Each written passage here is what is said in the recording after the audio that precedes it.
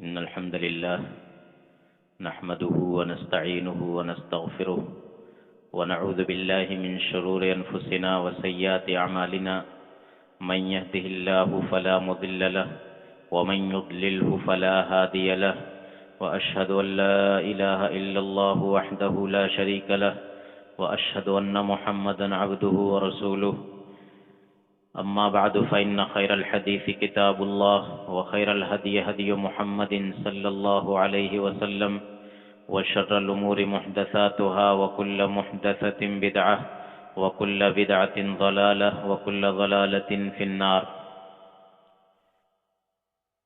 حاضرین کرام، سب سے پہلے ہمیں اللہ رب العالمین کا شکر ادا کرنا چاہیے کہ اس نے ہمیں اس نیک عمل کی توفیق عطا فرمائی۔ اس وقت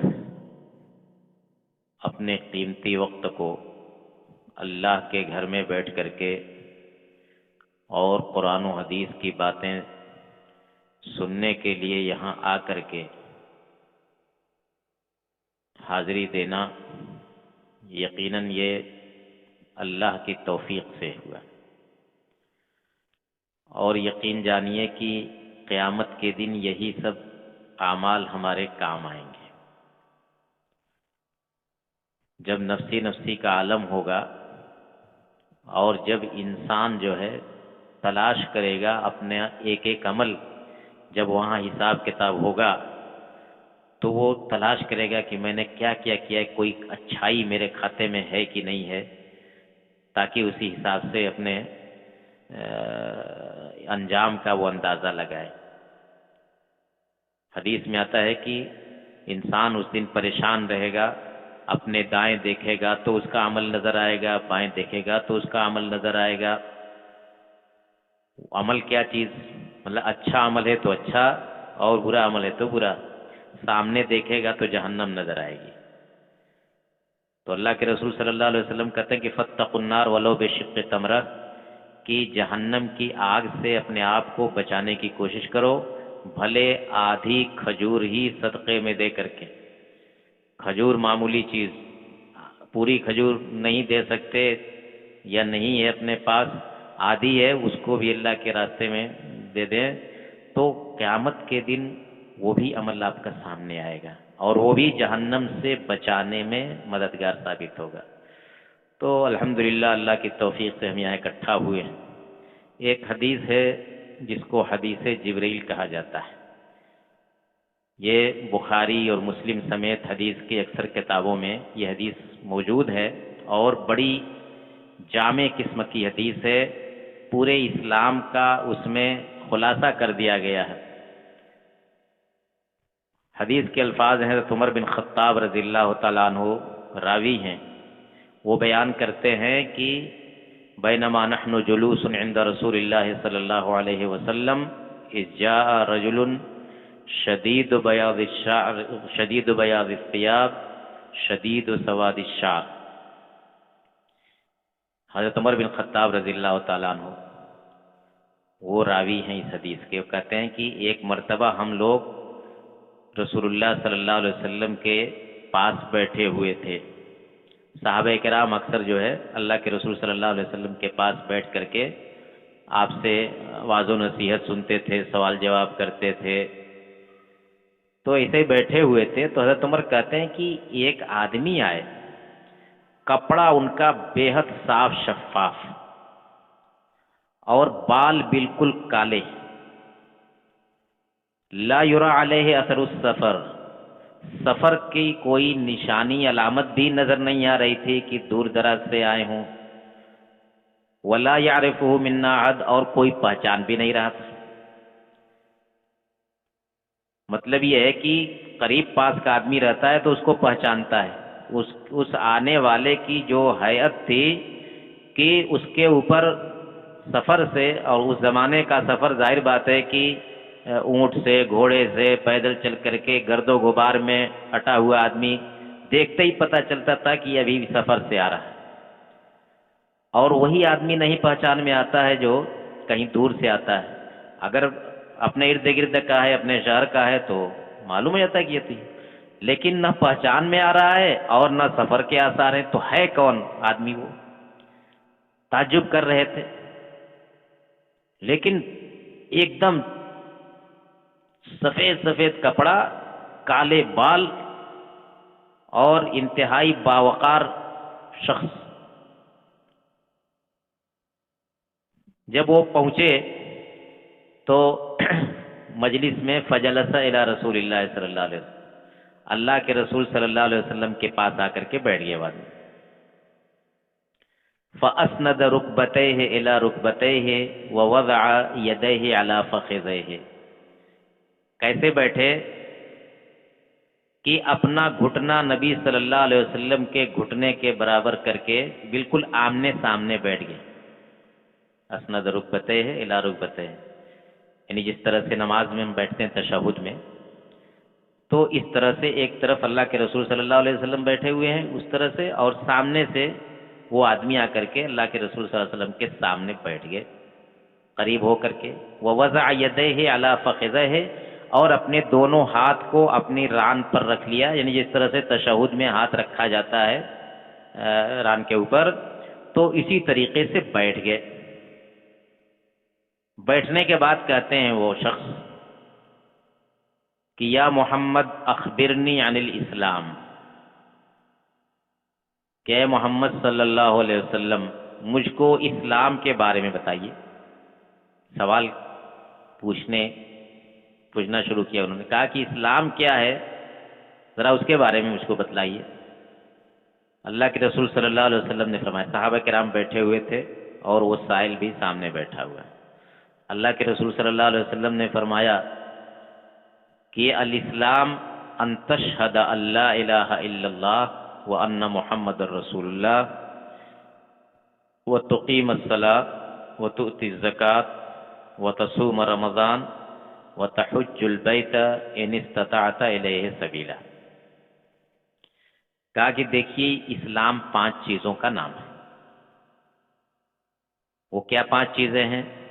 لا الہ الا اللہ محمد الرسول اللہ کی گواہی دینا نمبر 1، نمبر 2 نماز قائم کرنا، نمبر 3 زکوٰۃ دینا، نمبر 4 روزہ رکھنا رمضان کا، نمبر 5 اگر استطاعت ہے تو بیت اللہ کا حج کرنا۔ کہا کہ اسلام انہی 5 چیزوں کے مجموعے کا نام ہے، اس کو کہتے ہیں ارکان اسلام۔ میں اس میں جو تشویش آپ لوگوں کو ہے وہ دور کر دوں کہ یہ حضرت جبریل علیہ السلام تھے۔ جبریل علیہ السلام کبھی کبھی اللہ کے نبی کے پاس انسانی شکل میں آتے تھے، کبھی فرشتے ہی کی شکل میں آتے تھے۔ تو اس وقت جو آئے تھے انسانی شکل میں آئے تھے، اسی لیے بالکل جو ہے صاف شفاف کپڑا اور کالے بال اور انتہائی وقار کے ساتھ، اور آ کر کے آپ نے کہا کہ ہم کو اسلام کے بارے میں بتائیے۔ اصل میں حدیث میں آگے آئے گا کہ جب وہ چلے گئے، ابھی صحابہ نہیں جانتے تھے کہ جبریل ہیں، صحابہ یہی تعجب کر رہے تھے کہ یہ کون شخص ہے کہ اتنے اچھے انداز میں آ کر کے اور اس طرح سے سوال جواب کر رہے ہیں۔ تو آخر میں اللہ کے رسول صلی اللہ علیہ وسلم نے کہا کہ جانتے ہو کون تھے؟ یہ جبریل علیہ السلام تھے، تمہیں دین سکھلانے آئے تھے۔ دین کس کو کہتے ہیں، اسلام کس کو کہتے ہیں، ایمان کس کو کہتے ہیں، قیامت کی نشانی کیا، یہ سب سوالات کیے تھے۔ کہا کہ جبریل علیہ السلام تھے، آئے تھے تمہیں دین کی تعلیم دینے میں۔ اور جبریل علیہ السلام اللہ کے فرشتے، سب سے افضل فرشتے آ رہے ہیں کس کے پاس؟ سب سے افضل رسول کے پاس۔ صحابہ کرام بیٹھے ہیں، ان کی مجلس میں سوال جواب ہو رہا ہے۔ تو کہا کہ اسلام ان 5 چیزوں کا نام ہے۔ 5 چیزیں کیا ہوئی؟ یہی شہادتین، یعنی لا الہ الا اللہ محمد الرسول اللہ کی گواہی دینا۔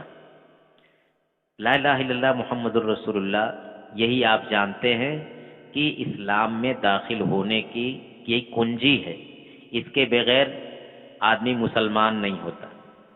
لا الہ الا اللہ کا مطلب ہوتا ہے کہ اللہ کے علاوہ کوئی معبود نہیں، اللہ کے علاوہ کوئی عبادت کے لائق نہیں، اللہ تعالیٰ موجود ہے، اللہ تعالیٰ ایک ہے، ایکتا ہے، صرف اسی کی عبادت کی جائے گی، اس کے علاوہ کسی اور کی عبادت نہیں کی جائے گی، عبادت میں اس کے کسی کو شریک نہیں ٹھہرایا جائے گا۔ اللہ تعالیٰ اس پوری کائنات کا نظام چلاتا ہے، وہ جو چاہتا ہے کرتا ہے، اس سے کوئی سوال جواب کرنے والا نہیں ہے۔ اور محمد الرسول اللہ کی بھی گواہی دینا ضروری ہے کہ محمد اللہ کے رسول ہیں۔ اللہ کے رسول ہونے کا مطلب کہ اللہ تعالیٰ نے ان کو اپنا پیغمبر بنا کر کے بھیجا ہے کہ اللہ کا جو بھی پیغام ہو بندوں کے نام، تو آپ بندوں تک ان کو پہنچائیں، بتلائیں، اس کی تشریح کریں۔ تو یہ گواہی دینا یہی بنیاد ہے، اسی بنیاد پر باقی عمارت تعمیر ہوگی، اسی بنیاد پر دوسرے اعمال بھی مرتب ہوں گے۔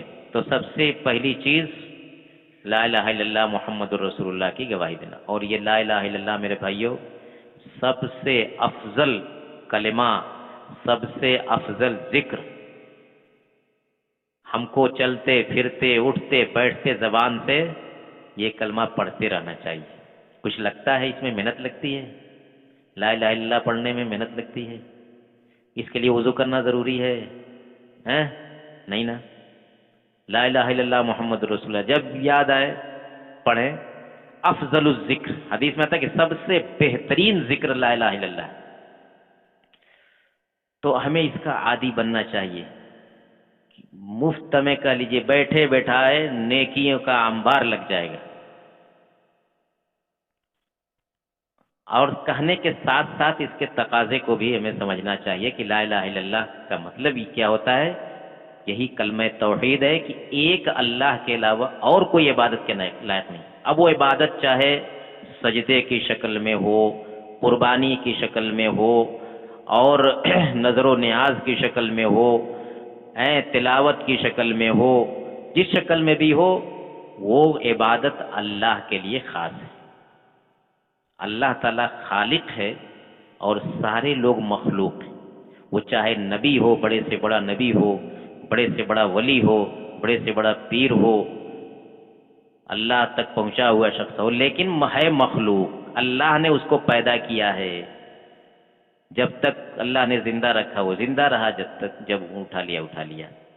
تو عبادت صرف اور صرف اللہ کے لیے کی جائے گی۔ ان شخصیتوں کی ہم تعظیم کریں گے، ان کا جو حق ہے، اگر نبی ہے تو اس کے اوپر ایمان رکھیں گے، اگر کوئی بزرگ ہے، کوئی نیک آدمی ہے تو اس کے علم کی، اس کے تقوی کی قدر کریں گے، اس کی تعظیم کریں گے، لیکن عبادت میں اس کو شریک نہیں کریں گے۔ تو لا الہ الا اللہ اور محمد الرسول اللہ صلی اللہ علیہ وسلم، یہ بنیادی چیز۔ دوسری چیز وتقیم الصلاۃ، نماز قائم کرنا، یعنی اسلام میں داخل ہونے کے بعد، کلمہ توحید پڑھ لینے کے بعد جو سب سے بنیادی چیز روزانہ 5 مرتبہ نماز کا قیام، یہ سب سے بڑا فریضہ ہے۔ یہ نماز جو ہے بندے کو اللہ تعالیٰ سے جوڑتی ہے۔ نماز بندے کو اللہ تعالیٰ سے جوڑتی ہے۔ جس اللہ نے ہم کو پیدا کیا ہے ویسے ہی تھوڑی پیدا کیا ہے، اسی عبادت کے لیے پیدا کیا ہے۔ تو ہم اپنے وقت میں سے جب اذان ہوتی ہے 10 منٹ 20 منٹ نکال کر کے اللہ کے گھر میں آئیں اور نماز پڑھیں، اس کی پابندی کریں۔ یہ ہماری ڈیوٹی ہے، یہ ہمارا فریضہ ہے۔ یہ کوئی اختیاری چیز نہیں ہے کہ کریں تو ٹھیک ہے، نہیں کریں تو کوئی بات نہیں، ایسا نہیں ہے۔ اور اس سے جو ہے انسان کو سکون ملتا ہے، اللہ کو یاد کرتا ہے۔ جب اللہ کے سامنے بندہ کھڑا ہوتا ہے تو اس کے دل کو سکون ملتا ہے کہ میں نے اپنے خالق کو یاد کیا، میں نے اپنے رب کو یاد کیا جس نے مجھ کو پیدا کیا ہے اور جو میری زندگی کی گاڑی چلاتا ہے۔ تو نماز قائم کرو۔ نماز قائم کرنے کے لیے جگہ جگہ کہا گیا ہے شریعت میں، خالی نماز پڑھنے کے لیے نہیں۔ نماز پڑھنے اور نماز قائم کرنے میں کیا فرق ہے؟ فرق یہ ہے کہ نماز قائم کرنے کا مطلب یہ ہوتا ہے کہ نماز کے جتنے آداب ہیں، اس کے جتنے احکام ہیں، جتنے شروط ہیں، سب کی رعایت کرتے ہوئے وقت پر آدمی نماز پڑھے، چھوڑ پکڑ نہ کرے، اور خشوع خضوع کے ساتھ پڑھے، سنن و نوافل کے ساتھ پڑھے۔ یہ نہیں کہ ہاں جیسے تیسے گرتے پڑتے ہر نماز میں مسبوق ہے، ہر نماز میں 2-3 رکعت چھوٹی ہے، اور کبھی پڑھا کبھی نہیں پڑھا۔ خشوع خضوع جو دل کا عمل ہے نماز میں، کہ اللہ کو یاد کیا جائے نماز میں، یہ تصور رکھا جائے جیسے کہ آگے آئے گا کہ اس طرح نماز پڑھی جائے، اس طرح عبادت کی جائے کہ گویا اللہ ہم کو دیکھ رہا ہے یا ہم اللہ کو دیکھ رہے ہیں۔ یہ تصور، یہ خشوع خضوع جب رہے گا تو اسی کو اقامت صلاۃ کہتے ہیں۔ تیسری چیز ارکان اسلام میں زکوٰۃ دینا ہے۔ زکوٰۃ بھی ایک فریضہ ہے، ایک ذمہ داری ہے، لیکن ہر آدمی کے لیے نہیں۔ جس کو اللہ تعالیٰ نے پیسہ دیا ہے، مال دیا ہے، اتنا مال دیا ہے، اس کا ایک نصاب مقرر کیا گیا کہ اتنا آدمی کے پاس پیسہ ہو یا سونا چاندی ہو یا بزنس کا سامان ہو، اور اس پر 1 سال گزر جائے تو 2.5% زکوٰۃ ہوتی ہے۔ سونے کی مقدار، اگر انسان کے پاس سونا ہے تو آج کے حساب سے اس کا وزن 85 گرام، اور چاندی ہے تو 595 گرام یعنی 600 گرام کے قریب۔ اگر اتنا ہے انسان کے پاس اور پورے سال تک اس میں کم نہیں ہوا، اس سے زیادہ ہے کوئی بات، لیکن اتنے سے کم نہیں ہوا، 1 سال تک رہا، تو 1 سال کے بعد اس کا حساب لگا کر کے اس میں سے 2.5% صرف زکوٰۃ نکالنا ہے اللہ کی راہ میں، غریبوں کو، مسکینوں کو۔ اس کے بھی مصارف بتلائیں گے کہ زکوٰۃ نکالنے کے بعد کن کو دینا ہے۔ 8 مصرف قرآن میں خود بیان کیا ہے، انما الصدقات للفقراء والمساکین وغیرہ۔ تو یہ زکوٰۃ کیا ہے؟ یہ اس آدمی کے اوپر ہے جس کو اللہ تعالیٰ نے نوازا ہے، اس کو اللہ تعالیٰ نے دیا ہے۔ ظاہر بات ہے کہ جس آدمی کے پاس زندگی گزارنے کے لیے کچھ ہوگا، تبھی اس کے گھر میں اتنا سونا یا اتنی چاندی سال بھر تک ہے، کم نہیں ہوا اس میں، یا اس کے برابر پیسہ ہے اس میں سے کم نہیں ہوا۔ اگر کم ہو گیا تو آپ کے اوپر کوئی ذمہ داری، زکوٰۃ نہیں آپ کو دینا ہے۔ آپ اپنے اختیار سے کچھ صدقہ خیرات کریں، وہ کر سکتے ہیں، لیکن زکوٰۃ جو ہے وہ ایک لمٹ کے بعد ہوتی ہے، اور وہ بھی سال بھر گزرنے کے بعد۔ فوراً نہیں کہ آج آپ کے پاس جو ہے اتنا پیسہ ہو گیا تو آج ہی آپ کو زکوٰۃ دینی، نہیں، سال بھر تک۔ اگر سال میں بیچ میں وہ اتنا پیسہ کم ہو گیا، اس میں سے آدھا ہو گیا، خرچ ہو گیا، کہیں لگ گیا، پھر ختم معاملہ، نہیں زکوٰۃ ہے۔ تو اللہ جب دیتا ہے تبھی مانگتا ہے، اور دیتا وہی دیتا ہے۔ وَمِمَّا رَزَقْنَاهُمْ يُنْفِقُونَ، اللہ تعالیٰ کا فرمان ہے کہ اللہ کے نیک بندے وہ ہیں جو ہمارے دیے ہوئے رزق میں سے خرچ کرتے ہیں۔ یہ جو ہمارے پاس تھوڑا ہو، زیادہ ہو، جتنا بھی ہو، یہ اللہ کا دیا ہوا ہوتا ہے۔ وَمَا بِكُم مِّن نِّعْمَةٍ فَمِنَ اللَّهِ، تمہارے پاس جو بھی نعمت ہے وہ اللہ کی طرف سے۔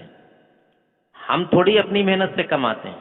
اگر آدمی محنت ہی سے کماتا تو آپ سوچئے کہ ایک آدمی صبح کو نکلتا ہے، شام کو 200 روپیہ لے کر کے آتا ہے، دوسرا آدمی وہ بھی نکلتا ہے کمانے کے لیے، شام کو 20,000 روپیہ لے کر کے نکلتا ہے، وہ بھی کما رہا ہے، وہ بھی کما رہا ہے۔ تو اللہ تعالیٰ دیتا ہے، اور جب انسان خرچ کرتا ہے تو اللہ تعالیٰ اور دیتا ہے۔ حدیث کے الفاظ ہیں ما نقصت صدقۃ من مال، صدقہ کرنے سے مال کم نہیں ہوتا۔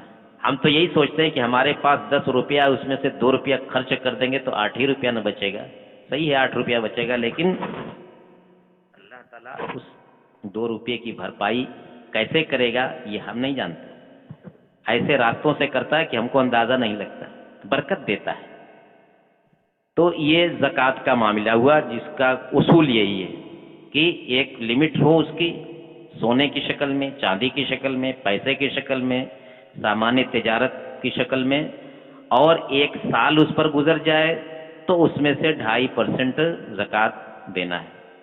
چوتھی چیز رمضان کا روزہ، آپ جانتے ہیں کہ رمضان آ جائے تو جو عاقل بالغ ہیں، جو ان کو کوئی خطرناک قسم کی بیماری نہیں ہے، بہت عمر دراز نہیں ہے، تو ان کے اوپر رمضان کا روزہ ہے۔ اس روزے میں بھی بہت ساری سہولتیں اللہ تعالیٰ نے دی ہیں۔ سفر میں جا رہے ہیں تو اس روزے کو ٹال کر بعد میں رکھ سکتے ہیں، کوئی بیچ میں بیماری آ گئی تو اس کو ٹال کر کے پھر بعد میں اس کو پورا کر سکتے ہیں، کوئی زور زبردستی نہیں ہے۔ لیکن رمضان کا روزہ پورا رکھنا ہے، 29 یا 30 روزہ، اگر رمضان میں کسی وجہ سے چھوٹ گیا سفر یا مرض کی وجہ سے تو اس کو بعد میں پورا کر سکتا ہے انسان، یہ نہیں کہ مار کر کے رمضان ہی میں اس کو کرنا ضروری ہے۔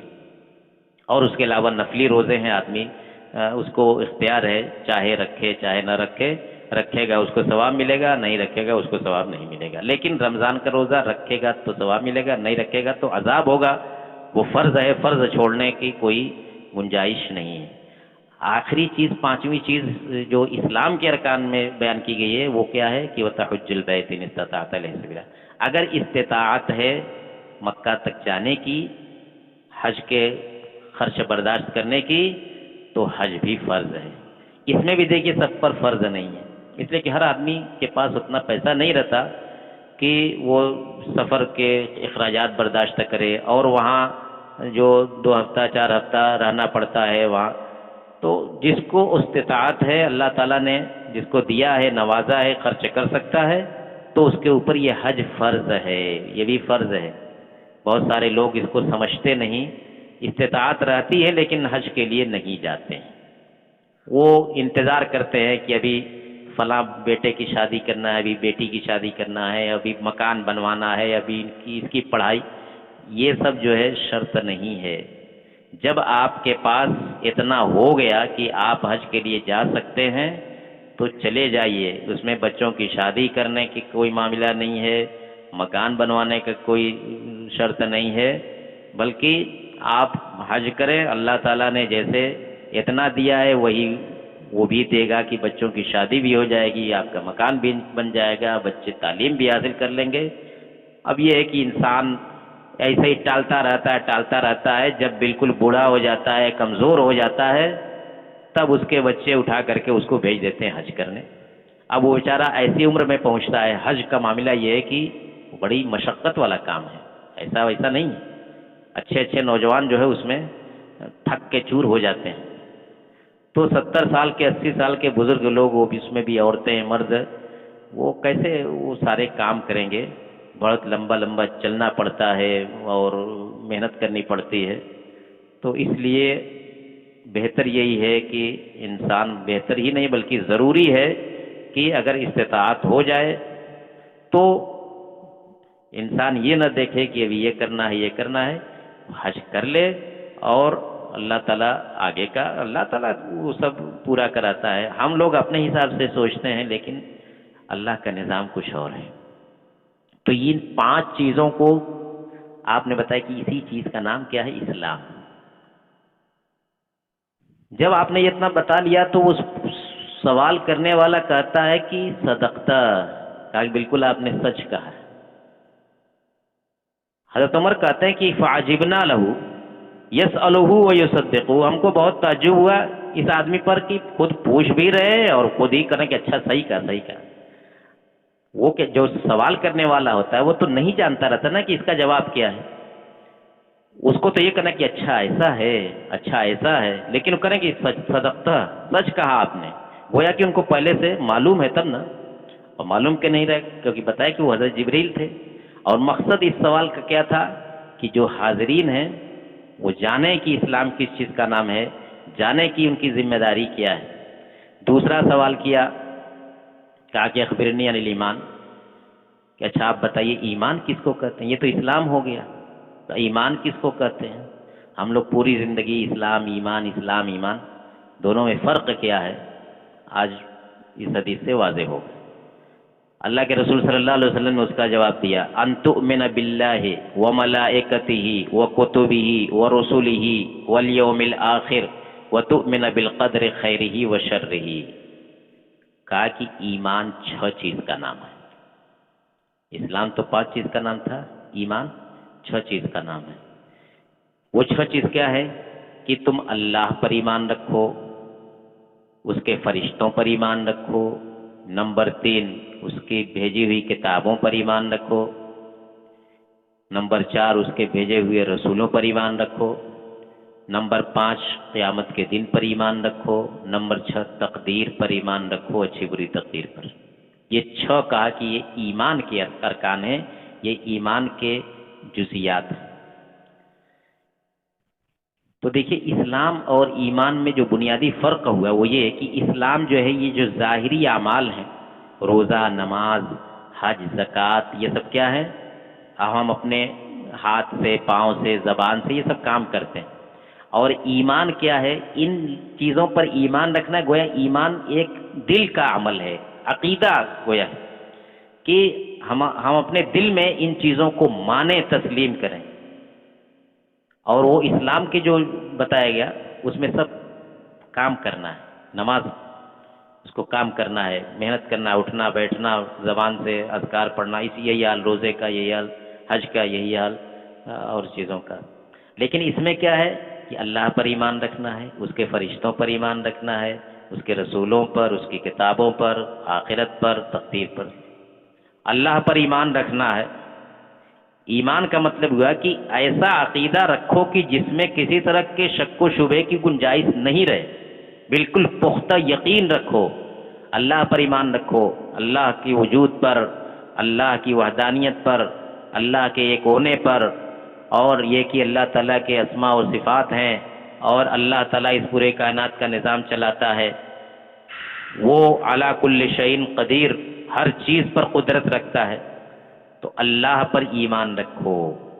دوسری چیز وہ ملائکتی، فرشتوں پر ایمان رکھو۔ اللہ تعالیٰ نے انسانوں کو بھی پیدا کیا ہے اور فرشتوں کو بھی پیدا کیا ہے، لیکن انسانوں اور فرشتوں میں فرق بنیادی یہ ہے کہ انسان تو نیکی بھی کرتا ہے، برائی بھی کرتا ہے، خیر بھی کرتا ہے، شر بھی کرتا ہے، لیکن فرشتے کیا ہے؟ صرف خیر کرتے ہیں، صرف نیکی کرتے ہیں۔ قرآن کی آیت ہے کہ لا یعصون اللہ ما امرہم ویفعلون ما یؤمرون، فرشتے جو ہے اللہ کے حکم کی خلاف ورزی نہیں کرتے، جو کچھ ان کو حکم ملتا ہے وہ کرتے ہیں۔ تو یہ بڑی نورانی مخلوق ہے، اللہ کی بڑی معزز مخلوق ہے فرشتے بھی۔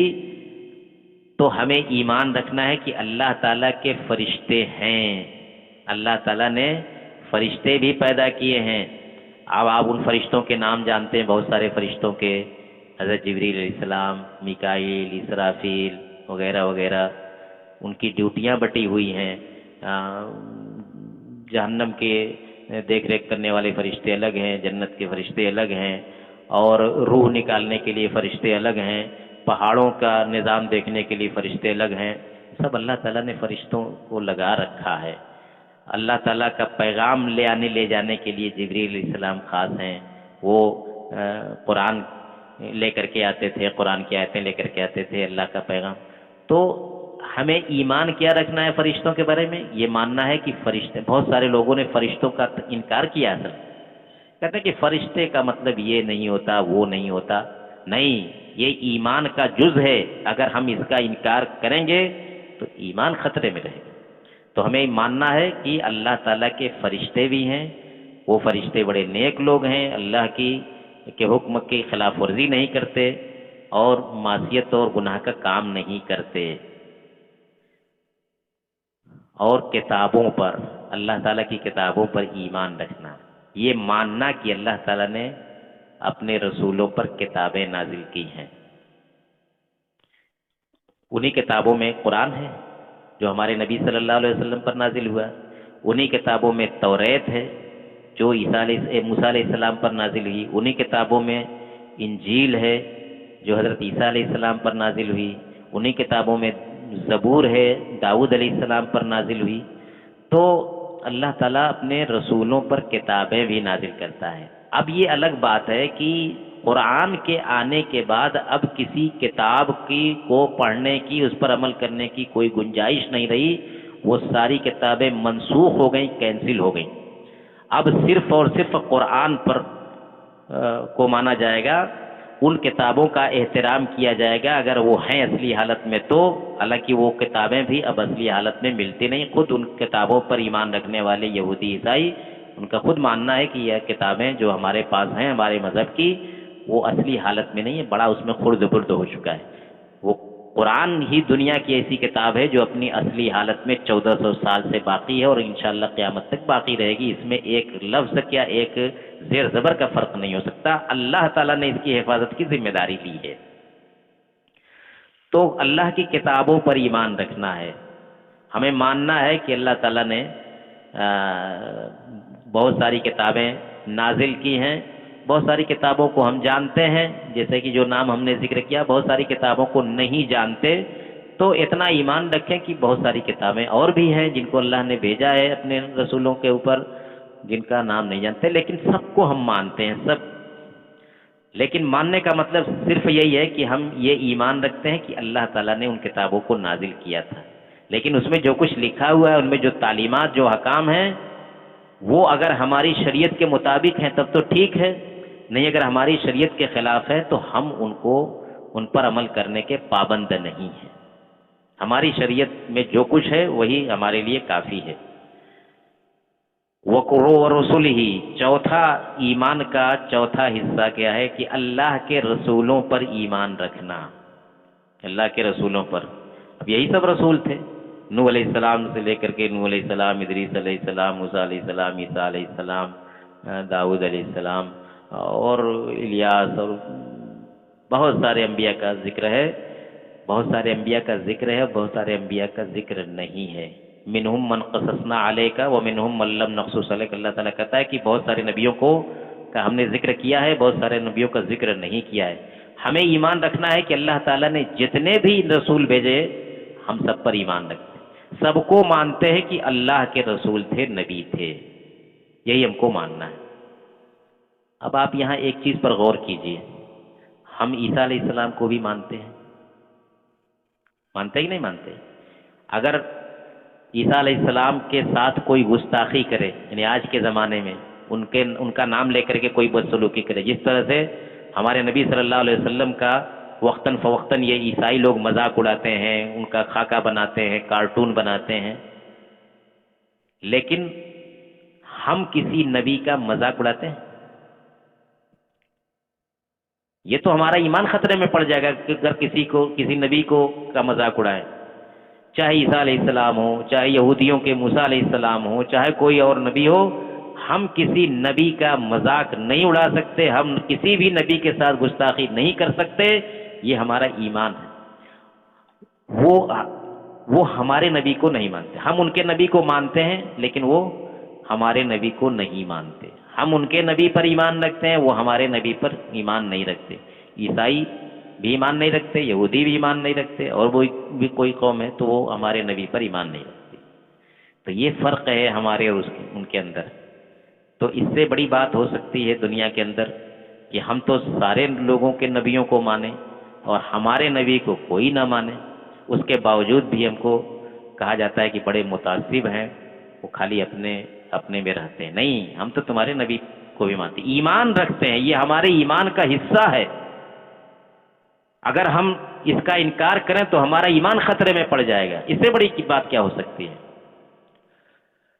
تو چوتھے نمبر پر رسولوں پر ایمان رکھنا. پانچویں نمبر پر آخرت پر ایمان رکھنا کہ ایک وقت آئے گا کہ دنیا ختم ہو جائے گی اور آخرت قائم ہوگی، اور یہ آخرت انسان کی جو ہے، ہر انسان کی وہیں سے شروع ہو جاتی ہے جہاں سے اس کی آنکھ بند ہوتی ہے. جہاں سے انسان کی آنکھ بند ہوئی، قبر میں گیا، وہ اس کی آخرت وہیں سے شروع ہو جاتی ہے. باقی جتنے لوگ دنیا میں آباد ہیں، یہ سب جو ہے ایک وقت آئے گا کہ پوری دنیا تباہ ہو جائے گی، سب مر جائیں گے، تو ان کی آخرت وہاں سے شروع ہوگی. تو قبر میں، برزخ میں ہے تو وہ بھی وہ آخرت ہی کا حصہ ہے. آپ جانتے ہیں کہ قبر ہی سے جو ہے عذاب یا نعمت کا سلسلہ شروع ہو جاتا ہے. قبر میں انسان جاتا ہے تو فرشتے آتے ہیں، اس کو بیٹھاتے ہیں، سوال جواب کرتے ہیں. اگر سوال جواب میں کامیاب رہا تو جنت کی کھڑکی کھول دی جاتی ہے، ناکام رہا تو جہنم کی کھڑکی کھول دی جاتی ہے. وہیں سے کام شروع ہو جاتا ہے. تو آخرت کے دن پر ایمان رکھنا کہ اس دنیا کے بعد ایک اور دنیا ہے، اس دنیا کے بعد ایک اور عالم ہے، اور وہاں انسان ہمیشہ ہمیش رہے گا. نعمت میں ہے تو ہمیشہ ہمیش رہے گا، عذاب میں ہے تو ہمیشہ ہمیش رہے گا، کبھی ختم نہیں ہوگا. آخرت پر ایمان بھی ہمارے ایمان کا ایک حصہ ہے. اور چھٹی چیز جو ایمان کے ارکان میں ہے کہ تقدیر پر ایمان رکھیں، اچھی ہے تقدیر کہ بری ہے اس پر ایمان رکھیں، اچھی چیز اللہ تعالیٰ نے نعمت دی ہے، صحت دی ہے، خوشحالی دی ہے، دولت دیا ہے، یہ سب، اور یہ ہے کہ اچھی تقدیر نہیں ہے، مصیبت ہے، پریشانی ہے، فقر و فاقہ ہے، کاروبار کی مندی ہے، یہ ہے، تو اس کو بھی مانے کہ اللہ تعالیٰ ہی کی طرف سے ہمارے ساتھ، ہم کو جو اچھا لگتا ہے وہ بھی، جو اچھا نہیں لگتا سب اللہ کی طرف سے ہے۔ وما بکم من نعمت فمن اللہ وما اصابکم من مصیبت فبما کسبت ایدیکم، اور ما اصاب من مصیبت الا باذن اللہ، تم کو جو مصیبت پہنچتی ہے وہ اللہ کی اجازت سے، اللہ کے حکم ہی سے پہنچتی ہے، اس میں مصلحت ہوتی ہے، ہم نہیں جانتے۔ اگر ہم کو کوئی تکلیف ہے، اگر ہم کسی مصیبت میں پھنس گئے ہیں، کسی پریشانی میں مبتلا ہو گئے ہیں، تو ہم نہیں جانتے کہ یہ مصیبت ہمارے لیے کتنے خیر کا باعث بن سکتی ہے، کتنے خیر کا سبب بن سکتی ہے، اور اس مصیبت کے آنے سے ہمارے لیے آئندہ کیا کیا اچھائیاں ہو سکتی ہیں۔ تو ہمیں، جب انسان ایک مسلمان تقدیر پر ایمان رکھتا ہے کہ جو کچھ ہو رہا ہے اللہ کی اجازت سے ہو رہا ہے، تو اس کو سکون رہتا ہے۔ سکون اس معنی میں، جیسے حدیث میں کہا گیا ہے کہ مومن کا معاملہ ہر حال میں خیر کا ہوتا ہے، اگر اس کو کوئی اچھائی خوشحالی پہنچتی ہے تو اللہ کا شکر ادا کرتا ہے تو اس کو ثواب ملتا ہے، اگر کوئی مصیبت کوئی تکلیف ہوتی ہے تو صبر کرتا ہے، اس پر بھی ثواب ملتا ہے۔ تو مومن کا معاملہ ہر حال میں یہ کہ خیر ہی خیر ہے، ان اصابت سراء شکر فکان خیرا لہ وان اصابت ضراء صبر فکان خیرا لہ، تو اس سے انسان کو بڑا سکون ملتا ہے۔ اور جو تقدیر پر ایمان نہیں رکھتا وہ فوراً چیخنے چلانے لگتا ہے کہ یہ ہائے وائے کرنے لگتا ہے، اور اس ٹینشن میں رہتا ہے کہ یہ کیا ہو رہا ہے میرے ساتھ، اور میں نے کیا کر دیا ہے، کیوں میرے ساتھ ایسا ہو رہا ہے۔ نہیں، ایک مومن کیا ہے، خوشحالی ہے تو اللہ کا شکر ادا کرتا ہے، کوئی پریشانی تکلیف مصیبت ہے صبر کرتا ہے، اور اللہ کی طرف رجوع کرتا ہے کہ اللہ تعالیٰ تو میرے حالات بدل دے۔ تو آپ نے کہا کہ یہ ایمان ان 6 چیزوں کا نام ہے۔ سوال ابھی ختم نہیں ہوا سائل کا، اگلا سوال پوچھ دیا، کہا کہ تب احسان کس چیز کا نام ہے؟ احسان عربی میں، وہ اردو والا احسان ذرا الگ ہوتا ہے، عربی میں احسان کا مطلب کہ اچھائی کرنا، اچھے سے اچھا کام کرنا۔ یہ کیا چیز ہے؟ آپ نے کہا کہ ان تعبد اللہ کأنک تراہ فإن لم تکن تراہ فإنہ یراک، اللہ کی عبادت ویسے کرو کہ گویا کہ تم اللہ کو دیکھ رہے ہو، اللہ کی عبادت ویسے کرو گویا کہ تم اللہ کو دیکھ رہے۔ ہم چاہے نماز کے شکل میں اللہ کی عبادت کریں، تلاوت کی شکل میں کریں، روزے کی شکل میں کریں، تو یہ تصور رکھیں کہ ہم اللہ کو دیکھ رہے ہیں۔ اس سے کیا ہوگا کہ خشوع خضوع پیدا ہوگا، دل کی حاضری۔ نماز میں ہم کھڑے ہوتے ہیں تو دنیا بھر کے خیالات ہمارے ذہن میں آتے ہیں کہ نہیں آتے، لیکن اگر ہم یہ سوچ لیں کہ ہم اللہ کو دیکھ رہے ہیں تو شانت ہو جائیں گے، ادھر ادھر کی بات نہیں سوچیں گے، اللہ کو یاد کریں گے نماز میں۔ فَإِن لَّمْ تَكُن تَرَاهُ فَإِنَّهُ يَرَاكَ، اگر یہ تصور نہیں کر سکتے کہ ہم اللہ کو دیکھ رہے ہیں تو کم سے کم اتنا تصور رکھیں کہ اللہ ہم کو دیکھ رہا ہے۔ جب اللہ ہم کو دیکھ رہا ہے، گویا کہ ہم اللہ کے سامنے کھڑے ہیں، تو ایسی صورت میں بھی انسان کا دل لگے گا، اور انسان مطلب کہ نماز پڑھ رہا ہے، ربنا ربنا اس میں پڑھ رہا ہے کہ ہمارے رب، اے ہمارے رب، یہ کر ہم کو معاف کر دے، لیکن دل اس کا کیا ہے کہ کہیں اور گھوم رہا ہے، وہ کسی اور سے دل میں کسی اور سے بات کر رہا ہے، کہ وہ سوچ رہا ہے کہ ابھی نماز پڑھنے کے بعد میں فلاں کے پاس جاؤں گا، اس سے یہ کہوں گا یہ کہوں گا، تو دل سے بات کر رہا ہے کسی اور سے، زبان سے بات کر رہا ہے اللہ تعالیٰ سے۔ تو یہی ایسی عبادت جو ہے، یہ عبادت سے روح نکل جاتی ہے۔ تو عبادت کریں، وہ چاہے جو بھی عبادت ہو، حج کی شکل میں، صدقہ خیرات کی شکل میں، روزے کی شکل میں، ہر عبادت میں اللہ کو یاد رکھا جائے، اسی کو سامنے رکھا جائے، تو انسان کی عبادت میں خشوع ہوگا، اور ایسی ہی عبادت جو ہے انسان کے اخلاق اور کردار پر بھی اثر ڈالتی ہے، کریکٹر بھی اس کا سدھارتی ہے۔ تو ہر سوال کے بعد وہ یہی کہتے کہ سچ کہا آپ نے، سچ کہا آپ نے، اور صحابہ کہتے کہ عجیب آدمی ہے، پوچھ بھی رہا ہے اور جو ہے کہہ رہا کہ سچ کہا، سچ کہا۔ آخری سوال انہوں نے کیا، کہا کہ اخبرنی عن الساعہ، کہا کہ اللہ کے رسول یا محمد کہا کہ قیامت کے بارے میں بتلائیے کہ قیامت کب آئے گی۔ آپ نے کہا کہ مل مسئول عنہا بعلم من السائل، کہا کہ آپ جس سے پوچھ رہے ہیں وہ آپ سے زیادہ نہیں جانتا۔ یہ کون کر رہا ہے؟ نبی صلی اللہ علیہ وسلم کر رہے ہیں۔ کس سے کر رہے ہیں؟ جبریل سے۔ کہا کہ اس معاملے میں ہم اور آپ دونوں برابر ہیں، نہ ہم جانتے ہیں نہ آپ جانتے ہیں، جتنا آپ جانتے ہیں اتنا ہم جانتے ہیں۔ گویا کہ قیامت کب آئے گی اس کے بارے میں نہ مجھ کو معلوم ہے نہ آپ کو معلوم ہے۔ مل مسئول عنہا بعلم من السائل، یہ بات قرآن میں بھی جگہ جگہ ہے۔ یسألک الناس عن الساعہ، اے نبی لوگ آپ سے قیامت کے بارے میں پوچھتے ہیں، قل انما علمها عند اللہ، آپ کہہ دیجئے قیامت کا علم اللہ کے پاس ہے، قیامت کا علم صرف اللہ کے پاس ہے۔ تو جب نبی نہیں بتلا سکتا تو کوئی بزرگ، کوئی ولی، کوئی پیر بتا سکتا ہے؟ نہیں بتا سکتا۔ پھر کہا کہ فاخبرنی عن اماراتها، اچھا قیامت کب آئے گی یہ نہیں بتا سکتے تو قیامت کی کچھ نشانیاں بتا دیجئے۔ قیامت کی نشانیاں ہیں، اللہ کے نبی کو بھی معلوم ہے، قرآن میں بھی ہے، حدیثوں کے اندر بھی کہا کہ ہاں یہ بتاؤں گا۔ وہ کیا ہے؟ کہا کہ ان تلد الامۃ ربتها وان ترى الحفاة العراة العالة رعاء الشاء يتطاولون في البنيان۔ کہا کہ بہت ساری نشانیاں ہیں، دو نشانی نمونے کے طور پر۔ کہا کہ پہلی نشانی یہ ہے کہ ایک ایسا وقت آ جائے کہ لونڈی اپنے مالک کو جنے، لونڈی کے پیٹ سے اس کا مالک یا اس کی مالکن پیدا ہو۔ لونڈی کے پیٹ سے اس کا مالک، وہ تو مالک اس کا پہلے ہی سے ہے جس کی لونڈی ہے۔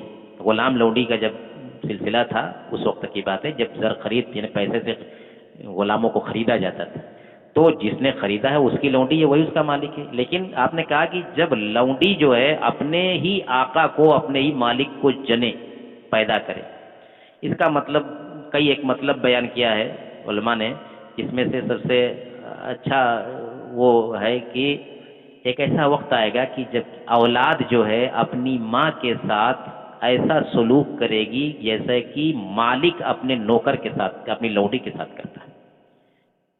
مالک جو ہے آقا اپنی لونڈی کے ساتھ مطلب اس کو آرڈر کرتا ہے اور اس کو اس کے ساتھ بدسلوکی کرتا ہے اور اس کو برا بھلا کہتا ہے۔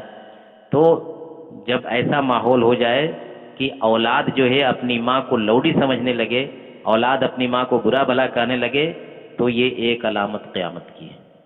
دوسری علامت یہ ہے کہ تم دیکھو کہ جن کے پاس پاؤں میں پہننے کے لیے چپلیں نہیں، جن کے جسم ڈھانکنے کے لیے کپڑے نہیں تھے، اور جو فقر و فاقہ کی زندگی گزارتے تھے، ان کا ایسا وقت آئے کہ اونچی اونچی عمارتیں بنا کر کے فخر کرنے لگے۔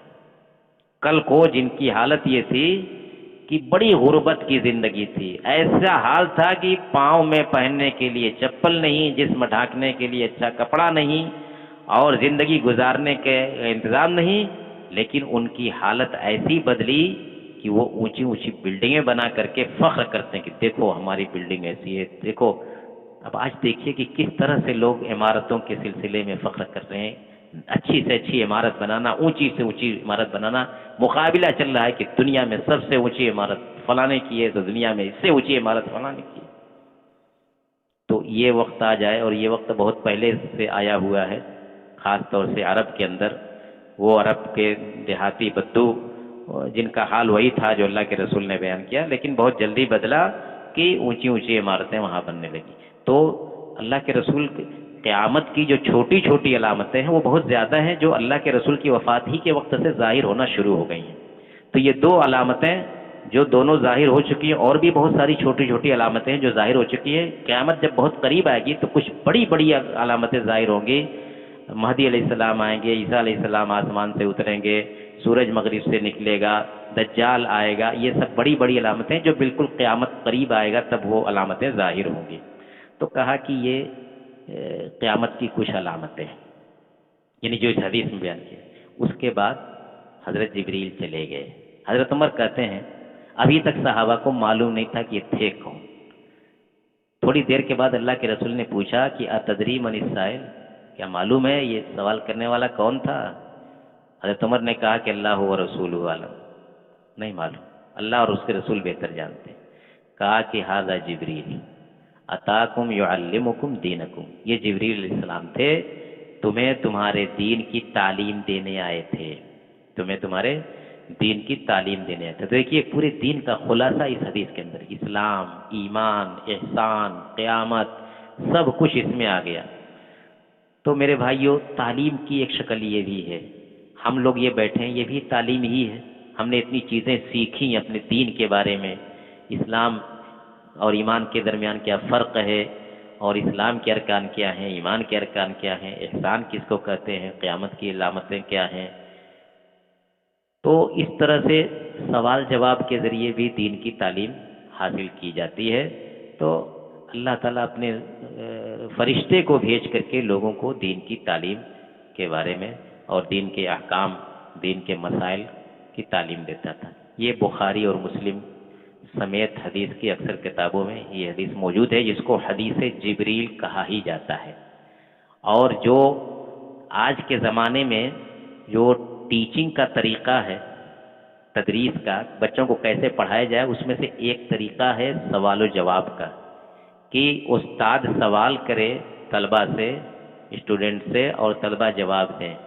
طلبہ یہ سوال کرے استاد سے، استاد جواب دیں۔ ایک تو یہ کہ استاد آئے پورے گھنٹی بھر جو ہے بولتا رہے، نہیں، اور ایک یہ کہ نہیں سوال کرے۔ سوال جواب کرنے سے کیا کہ باتیں ذہن میں بیٹھتی ہیں، سوال جواب کرنے سے۔